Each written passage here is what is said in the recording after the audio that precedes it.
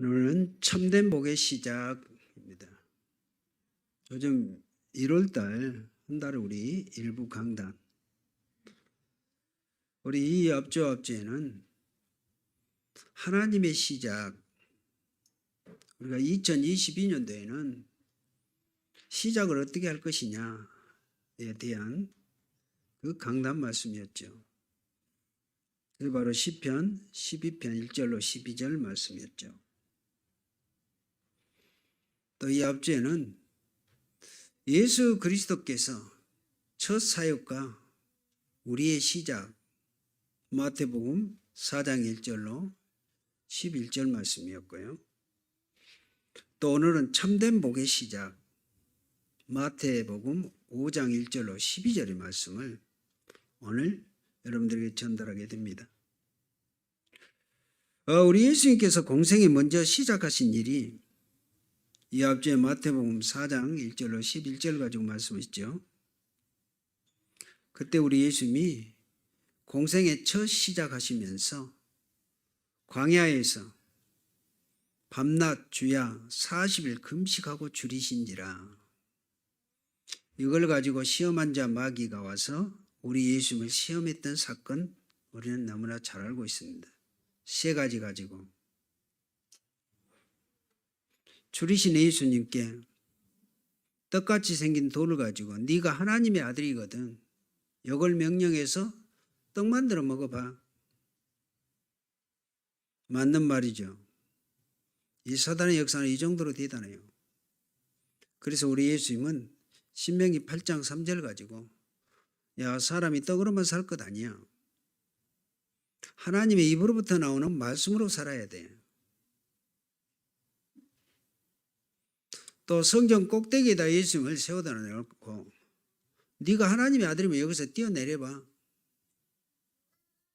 그러면 하나님이 천사를 보내서 네 발이 돌에 부딪히지 않도록 딱 안하다가 보호해 주실 거 아니냐. 시편 91편 11절에 12절 말씀 가지고 그때 우리 예수님께서는 주 너희 하나님을 시험하지 마. 그것도 신명기 6장 13절 말씀 가지고 이렇게 무찔러요. 그런데 이 마귀는 또 높은 산에 예수님 데려다 놓고 천하만국과 그의 영광을 보여 내게 절한 자리만 해. 경배. 그러면 이 천하만국을 다 내게 줄 테니까 경배 대상 바꾸라. 지금 이 시대 우리에게 예배 대상 바꾸라 이 말입니다. 그때 우리 예수님은 사탄아 물러가라. 주 너희 하나님께만 경배해. 그랬더니 이 사단이라고 마귀는 떠나가고 예수님을 떠나가고 천사들이 수종되니라. 2022년도 우리의 시작 그렇게 하라고 했습니다. 예수 그리스도 사단의 모든 것을 꺾어놓으시고 우리 안에 계시기 때문에 우리 2022년도에는 우리가 이 믿음으로 시작하라고 했습니다. 지금도 구원받은 우리 사단은 교묘하게 속입니다. 결론, 예배 속이에요. 이런 문제 저런 문제 가지고 속입니다. 또 낙심하도록 해놓고 예배 하나만 못하도록. 그래서 예배에 생무혀라고 그러잖아요. 생거라고요. 지금 사단은요 다른 것 못해요. 오직 하나 속여요. 어떻든 예배하지 못하도록. 예배에 은혜 받지 못하도록. 우리는 이걸 알고 2022년도에는 시작해서 가시라. 그런데 우리가 4장 19절에 보면 우리 예수님께서 나를 따라오너라 내가 너희로 사람을 낚는 어부가 되게 하리라. 사도들을 부르시고 오늘 산에 오르시고 앉으사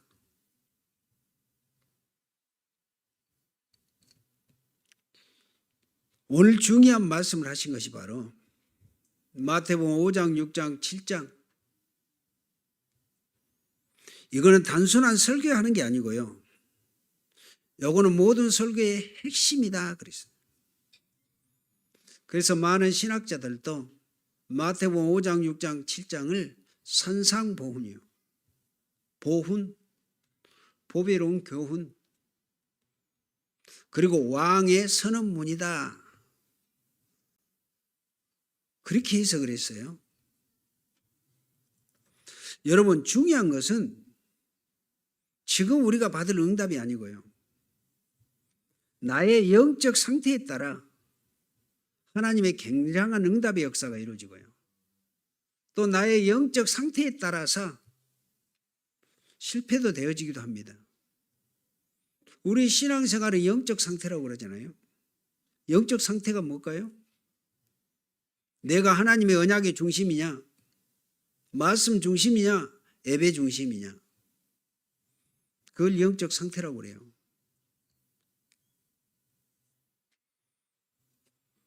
자, 오늘 우리 예수님이 참된 복이 무엇인지,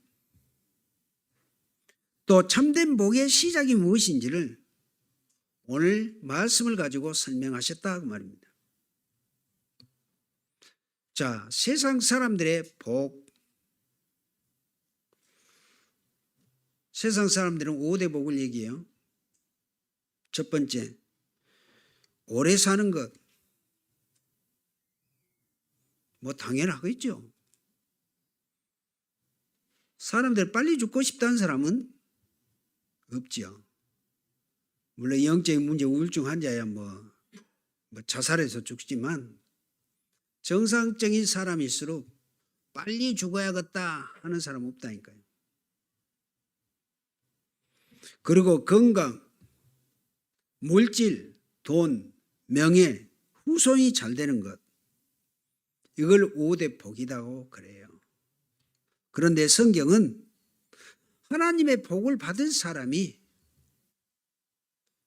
장수해야 된다. 그러죠? 저와 여러분들이 건강하고 장수해야 돼요. 그리고 진짜 하나님의 축복을 받는 사람이 돈도 경제 축복을 받아야 되고, 그리고 명예도 있어야 되고 후손도 번성해야 돼요. 성경에 그렇게 됐잖아요. 우리가 신명기 28장 나와 늘 얘기합니다만은,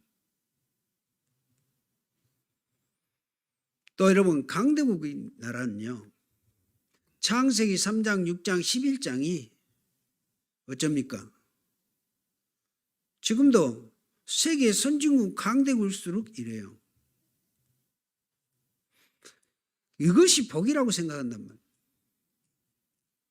그래서 강대국, 부강한 나라일수록요, 하나님 없이도 우리의 능력으로 경제가 부강할 수 있다.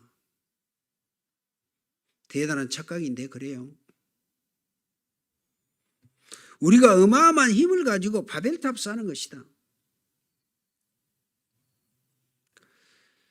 여기 우리가 들으면은 아주 옳은 말인 것 같은데요. 그런데요, 반드시 그런 나라일수록 후대가 망하고요. 자손이 후대가 망하는 게 아니고 전쟁을 일으켜서 많은 나라들을 망하도록 만든단 말이에요. 요즘에 보세요. 우리 주위에 지금 강대국들 지금 남의 나라 삼키려고 지금 유독 공산화 국가들이 또 그러잖아요. 이거는 복이 아니란 말입니다. 또 많은 사람들은 사도행전 13장, 16장, 19장 우상숭배한 큰 복을 받는다고 그렇게 생각하고 있습니다. 그런데 거기에 대한 증거, 여러분 우상숭배하면 복 받습니까? 지금 세계적으로 우상숭배 아주 제대로 한 나라들이 거의 후진 국가들이에요. 그런데 본인들이 망하는 게 아니고 후대들이 3, 4대까지 망한단 말이에요.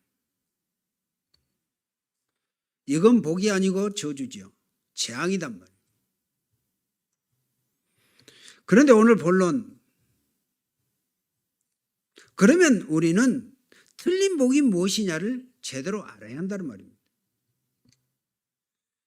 자, 지금 마태복음 얘기하고 있는데 지금 이스라엘 나라 지금 이 시대는 로마계 속국이 돼 있단 말이에요.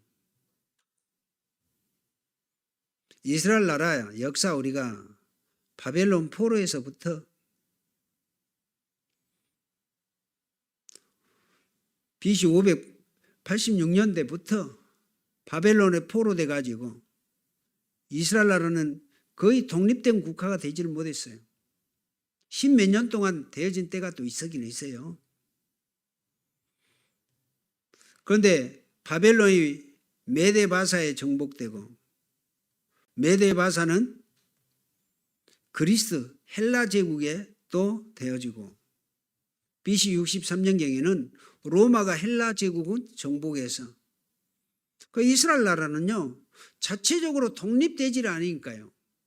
계속 그런 강대국 속에서 로마의 속국이 돼 있었단 말이에요. 어쩌겠어요?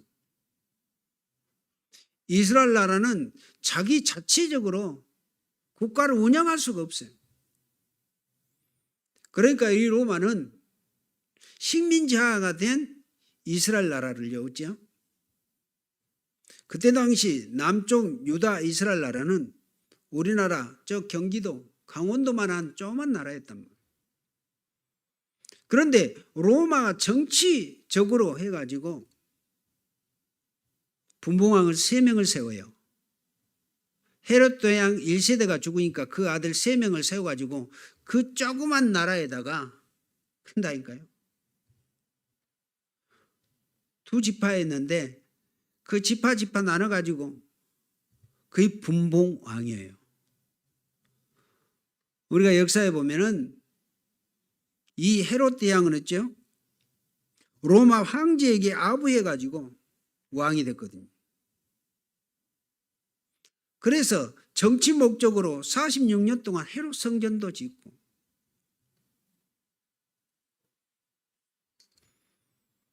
그리고 자리를 차지하고 출세해 있었단 말이에요.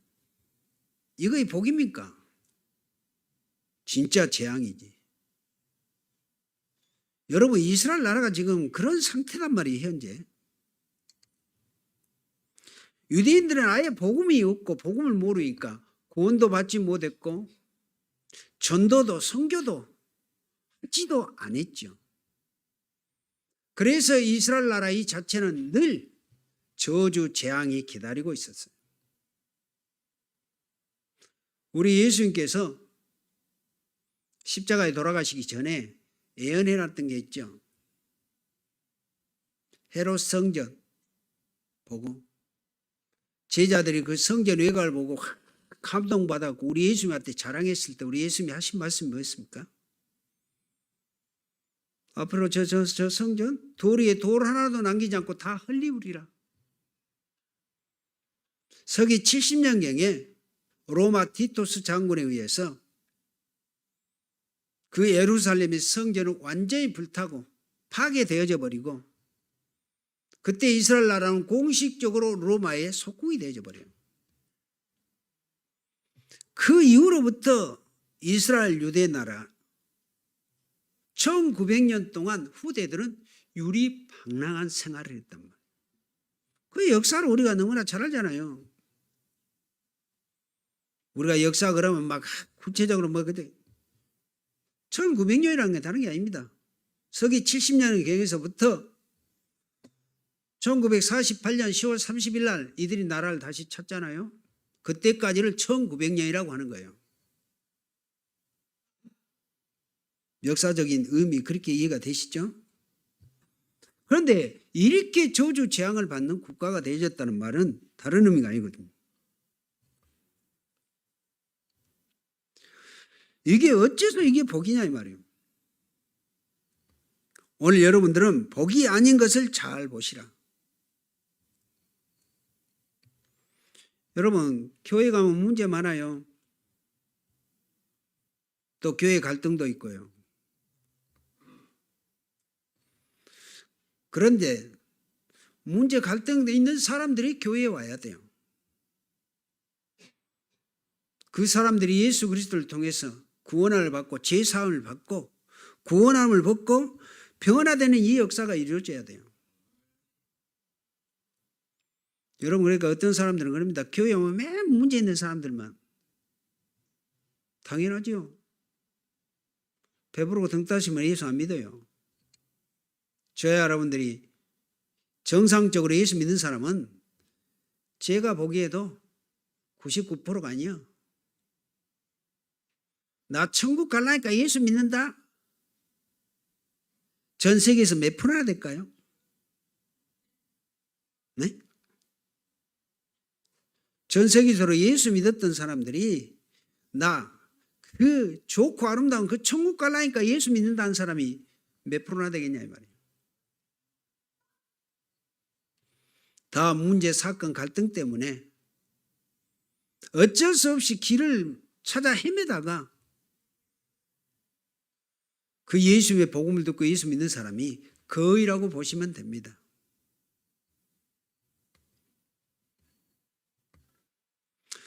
그런데 우리가 이 눈을 뜨고 우리가 가면은 성삼위 하나님의 보호자의 축복 9가지가 내게 계속 이루어진다. 요즘에 보호자의 축복 얘기합니다. 9가지. 삶 세팅, 삶 생명의 역사요. 창세기 1장 27절, 2장 7절, 2장 1절에서 18절. 그 하나님이 우리를 형상으로 만드셔서 생기를 부어주신 생명. 삶 초월, 보호자의 축복, 시공간, 237. 삶 전무후무, 나의 업, 교회, 나의 현장에 이런 역사. 그 9가지의 중요한 의미예요. 요즘 상구 3 얘기하는데요. 자, 그러면 두 번째로 참된 복이 무엇인지 오늘 예수님은 마태복음 5장 1절에서 12절까지 얘기하는데요. 이 똑똑한 바리새인들은 이해가 안 되는 말씀이 오늘 본문 8가지 축복이에요. 오늘 3절에 보시면 심령이 가난한 자는 복이 있다 그랬어요. 천국이 저희 것이다. 여기서는 육신적으로 가난한 자 그런 얘기가 아니에요. 심령이 가난한 자, 물질 가난이 아니고 심령, 우리 마음이 가난한 자. 이거는 자기 죄를 통회하고 자복하고 예수를 영접해서 구원받은 자, 그 자가 복이 있다. 그 말이거든요. 심령이 가난한 자. 심령이 가난한 자가 예수를 영접합니다. 심령이 가난하지 않는 자, 교만한 자는 절대 예수님을 믿지 않아요. 영접 안 해요. 그 말입니다. 심령이 가난한 자. 그러니까 천국이 그들의 것이며, 그죠? 예수 그리스도를 영접한 사람의 마음이 심령이 가난한 자. 또 4절에 보면 애통한 자가 복이 있다. 그들이 위로를 받을 것이다. 애통이 뭘까요? 분통이 있고 애통이 있어요. 분통은 열받은 게 분통이에요. 애통은 그런 차원이 아니에요. 애통이라는 의미는 괴로운 일인 것 같지만 우리가 눈을 잘 뜨고 보면 애통한 자, 하나님의 위로를 받는다는 건데 시대를 잘 보세요. 7명의 렘넌트 얘기합니다. 그들은 이스라엘의 나라의 역사를 보면서 애통했단 말이에요. 우리나라가 복음을 모르고 전도 선교 몰라서 이런 고통 당했다. 그들이 애통한 자라고 그래요. 우리가 이 지역의 불신자, 우리 지역 현장을 보면서 그들 보면서 저들이 예수 믿어야 되는데 그 애통한 마음이에요. 그런 사람들은 위로를 받을 것이며, 오늘 5절에 보면 온유한 자는 복이 있나니 그들이 땅을 기업으로 받을 것이요 그랬어요. 온유라는 의미 어떻게 이해하십니까? 온유, 우리가 뭐 한자어로 얘기해 따뜻하고 부드러운 마음이요, 온유한 자. 그런데 성경에 대한 의미의 온유한 자는 그런 의미로 얘기하는 게 아니에요. 온유한 자는 땅을 기업으로 받는다겠거든요. 여러분, 우리가 민수기 12장 1절에 3절에 보면 이 사람 모세는 온유함이 지면의 모든 사람보다 더하더라. 모세가 따뜻하고 부드러운 마음이었어요? 모세같이 혈기 많은 사람 아시잖아요. 주그 형 아론이 금 송아지 부어가지고 했을 때 40일 동안 금식하면서 두 돌판을 가지고 내려오면서 그 모습 보고 이야, 그 정도로 혈기가 대단한 사람이 모세였다니까요. 돌 집어 던기게 아니라 두 돌판을 갖다가 내. 그 사람이 부드러워요? 그런데 모세에는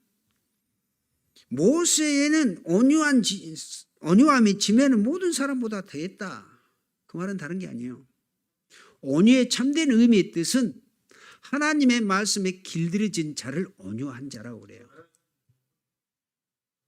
온유 그러면 부드럽고 따뜻한 마음 가진 사람이 아니에요. 예수 그리스도 말씀으로 각인 뿌리된 사람이 온유한 사람이다. 그 사람이 땅을 기업으로 받는다. 그래서 모세에게 가나안 땅을 주셨잖아요. 맞습니까? 온유한 자. 온유에 대한 의미는 그렇습니다. 우리가 아까도 강대국 얘기했죠. 강대국이 전쟁해갖고 땅 다 차지하고 한 것 같지만 천만에요. 그런 나라들 어쩝니까? 땅 다시 다 빼앗기고 망했어요. 지금 역사가 그런 얘기 하잖아요. 역사적으로 탄자니아 아프리카에 가면은요, 그때 당시 강대국 영국 독일이 다 식민지화 시켰거든요. 그들 다 반환했어요. 다시 돌려주었어요. 지금도 마찬가지입니다. 지금도 뭐 중국 러시아 옆 나라 어쩌면 다 토해내야 돼.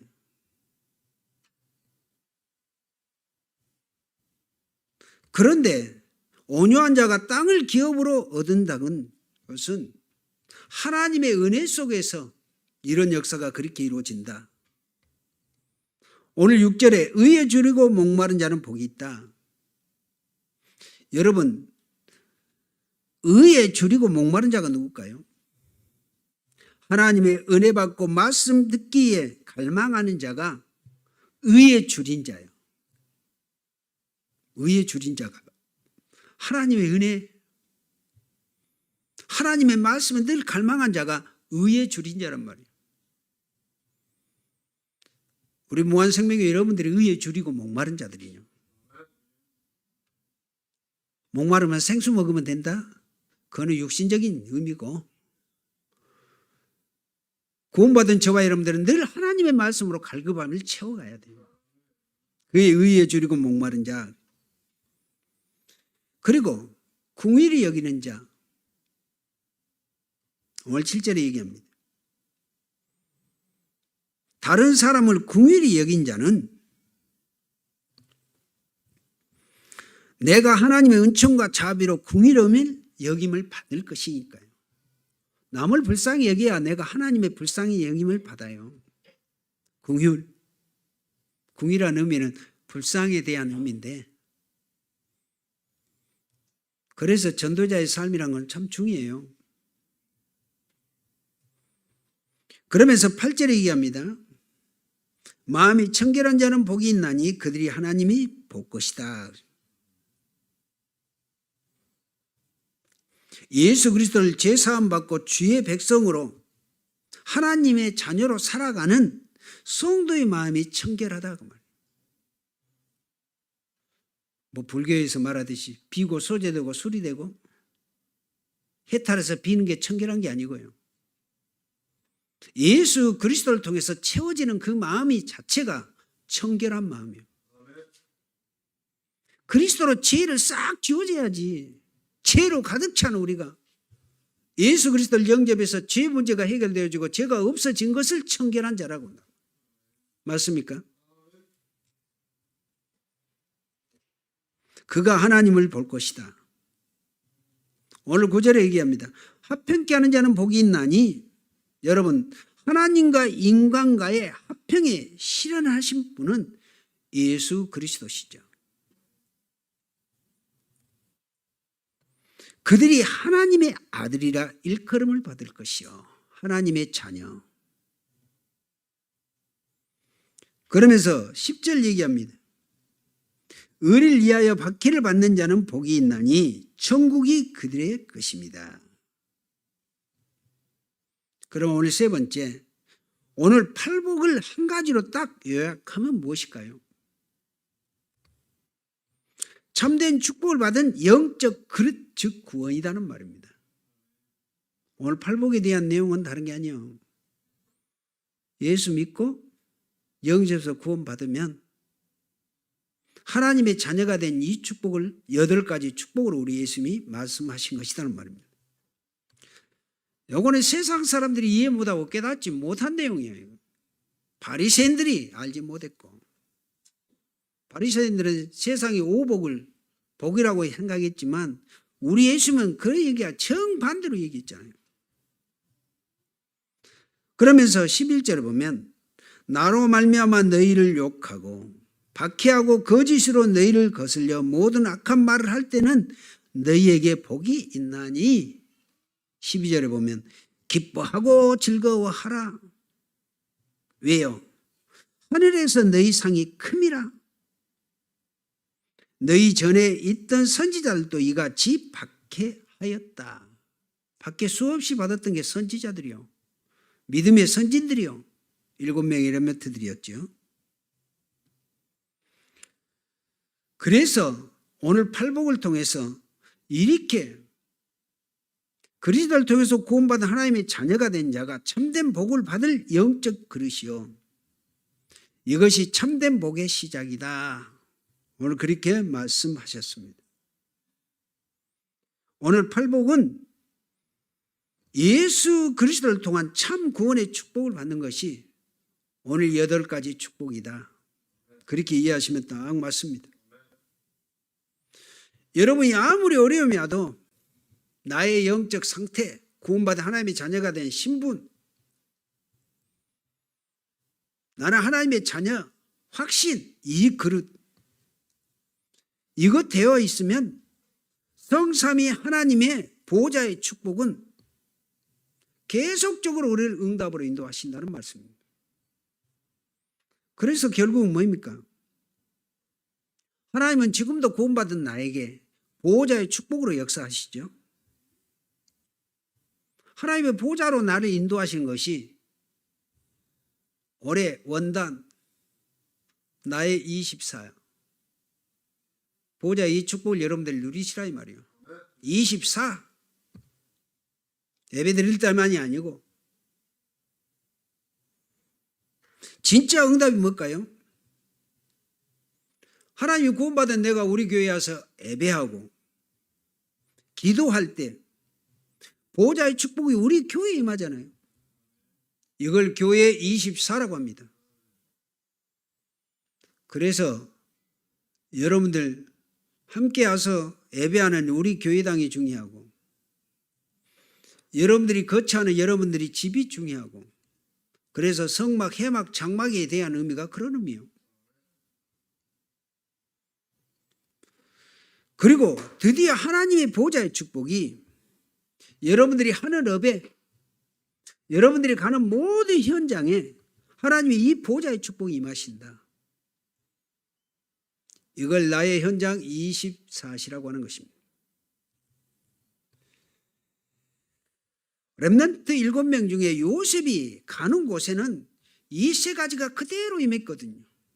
보호자의 축복, 노예로 갔지만 여호와께서 요셉과 함께 하심으로 그가 형통한 자가 됐다. 보호자의 축복 24요. 맞죠? 그가 있는 처소, 노예였지만 노예 자체가 교회예요. 교회 24시. 노예 자체가 업이었는데 그 속에서 하나님은 현장 24시 이 축복을 이뤘다. 정말 우리가요, 하나님의 축복과 응답 받지 아니할 수가 없어요. 단 이 언약을 우리가 제대로 가지고 가신다 하면, 요거 안 된 사람은 뭐 문제 사건 하면 딱 문제 사건에 걸려들지요. 여러분, 그런데 문제 사건 어떠한 모든 것을 보시고 이 말씀을 가지고 딱 가셔야 돼요. 말씀 가지고 대면해 가시란 말이에요. 이 문제가 왜 왔는가? 그걸 가지고 대면해 보라고. 나의 24시 내가 누구냐? 나의 24 누림 요셉이 어떻게 했는가? 그거 봐봐요. 그러면 답이 딱 나오죠. 그것보다 해답이라고 그래요. 우리 신앙생활은 반드시 이렇게 되어져야 돼요. 그래서 올 2022년도 우리가 가장 중요한 시작은 이런 믿음의 중심, 영적 상태, 영적 그릇으로 가라. 우리 무한생명교회 모든 성도님들은 신앙생활 이렇게 가셔야 됩니다. 자, 특히 나이 드신 분들은 완전 이거 하셔야 돼요. 나의 24시, 교회 24시, 현장 24시. 그러면요, 나이 드신 분들은 젊은 사람들보다 훨씬 파워 있게 갈 수 있어요. 왜 지금 나이 드신 부모님 세대는 있죠? 경험이 있고 경력이 있기 때문에요. 어쩝니까? 우리가 요셉, 다윗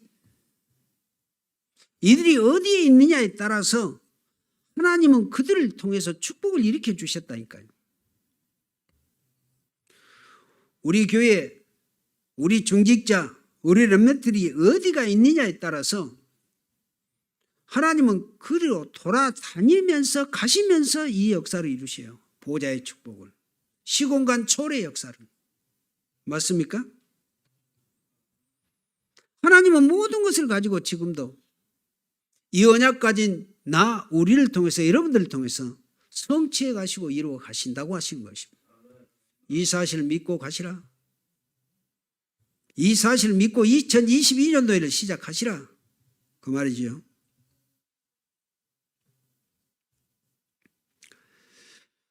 우리 교회가 올바른 교회라면요,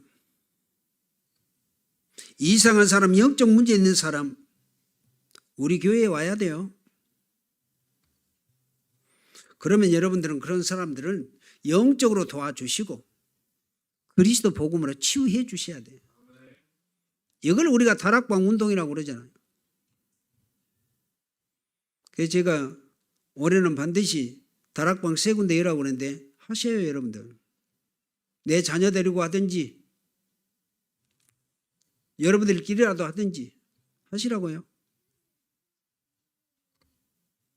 저도 요즘 다락방 회복을 위해서 진짜 기도하고 있거든요.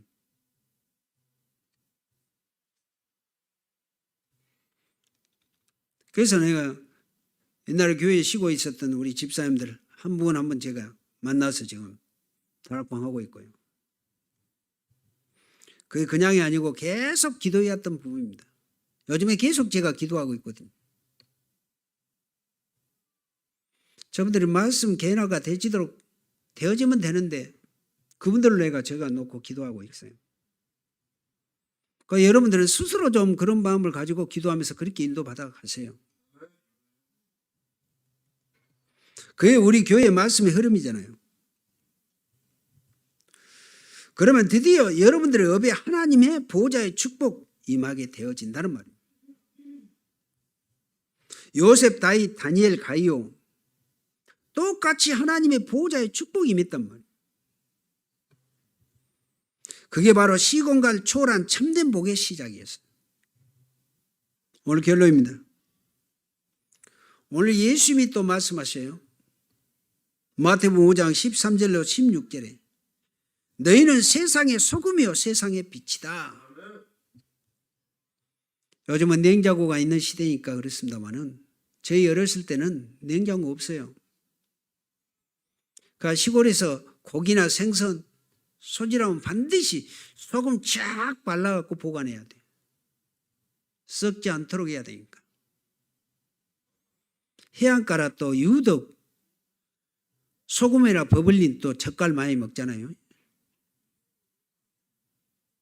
젓갈이 부패해 있는 것이 젓갈인데 썩은 것이 젓갈이라고 하는데요. 소금으로 쟁여 놓으면은 썩어서 부패해 가지고 묵어 가지고 이상 없단 말이에요. 소금의 역할이 뭡니까? 너는 세상의 소금, 썩어져가는 이 세상에 그리스도에 살리는 일을 해라. 부패를 방지해라. 복음 없이 죽어간 그들에게 그리스도로 살려라. 소금의 역할이에요. 그래서 너희는 세상의 소금. 여러분 집에 전기가 나간다고 적었어요. 전기 없는 세상. 그죠? 어둠에 사로잡힐 수밖에 없죠. 그런데 이 영광이 그리스도의 생명의 빛이 비치면 흑암의 세력들은 반드시 꺾이고 물러가게 되죠. 도망해요.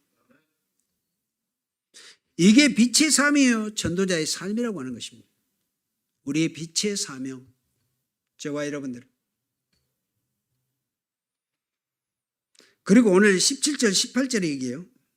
내가 율법이나 선지자를 폐하러 온 줄로 생각하지 말라. 폐하러 온 것이 아니요 안전하게 하려 함이라. 18절 진실로 너에게 이르노니 천지가 없어지기 전에는 율법의 1.1획도 결코 없어지지 아니하고 다 이루리라. 세계복음화 이렇게 이루신다. 그래서 우리가 언약 제대로 붙잡아라. 오늘 8가지 축복 속에 있는 저와 여러분들. 자, 하나님의 말씀이 여러분들의 각인, 뿌리, 체질, 편집, 설계, 디자인 되어지면 이게 나에게 영적 상태, 영적 그릇이 되어져. 그래서 그리스도께서 우리에게 구원 주셔서 성삼위 하나님의 하늘의 보좌의 축복으로 인도해 가신다. 그래서 아고까지 우리에게 주신 이 축복으로 이걸 우리가 누리는 것을 기도의 예배라고 하는 것입니다. 오늘 참된 복의 시작 2022년도 이 응답 여러분들 반드시 일어나실 것을 확신하시고 또 예수 그리스도 이름으로 축복을 드립니다. 살아계신 하나님께 감사드립니다.